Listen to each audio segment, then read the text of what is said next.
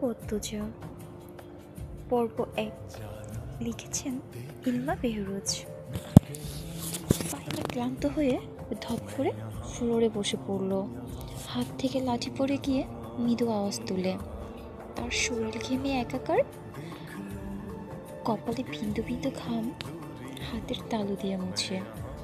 বার কয়েক জোরে জোরে নিঃশ্বাসও ফেলল। এরপর চোখ তুলে সামনে তাকালো। রিমান্ডের কোনো পুরুষই টিকতে পারে না সেখানে। একটি মেয়ে আজ ৪ দিন ধরে রিমান্ডে, তার সামনে চেয়ারে বাঁধা অবস্থায় ঝিমুচ্ছে। ৪ দিনে একবারও মুখ দিয়ে টু শব্দটি পড়ল না।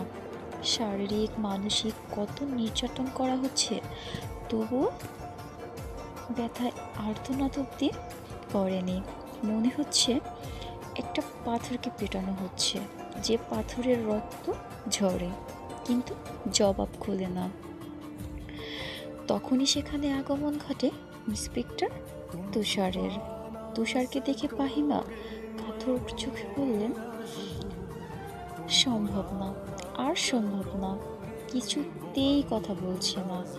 তুষার অভিজ্ঞ চোখে মেয়েটিকে ২-১ সেকেন্ড দেখল, এরপর গম্ভীর কণ্ঠে ফাহিমাকে বলল, আপনি যান।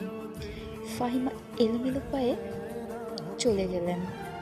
তুষার একটা চেয়ার নিয়ে এসে মেয়েটির সামনে বসল। বসে কিছুক্ষণ চুপ করে থেকে বলল, আপনার সাথে আজ আমার প্রথম দেখা। মেয়েটি কিচ্ছু বলল না, তাকালোও না। তুষার মেয়েটির দিকে সূক্ষ্ম দৃষ্টি মেলে তাকালো, বলল, মা বাবাকে মনে পড়ে? মেয়েটি চোখ তুলে তাকায়। ঘোলাটে চোখ, কাটা ঠোঁট দিয়ে রক্ত ঝরছে।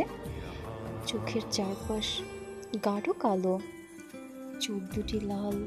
মুখের এমন রং রিমান্ডে আসা সব আসামিদের হয়। তুষার মুখের প্রসঙ্গভঙ্গি আগের অবস্থায় রেখেই আবারও প্রশ্ন করল, মা বাবাকে মনে পড়ে? মেয়েটি মাথা নাড়ায়, মনে পড়ে তার।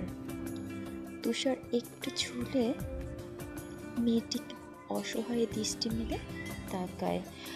তুষার মেয়েটির হাতের বাঁধন খুলে দিয়ে নির্বিকার ভঙ্গিতে প্রশ্ন ছুড়ে, নাম কি তোমার? যদিও তুষার মেয়েটির নাম সহ পুরো ডিটেলসই জানে, তবুও জিজ্ঞেস করলো। তার মনে হচ্ছে মেয়েটি কথা বলবে। সত্যি তাই হলো। মেয়েটি ভারাক্রান্ত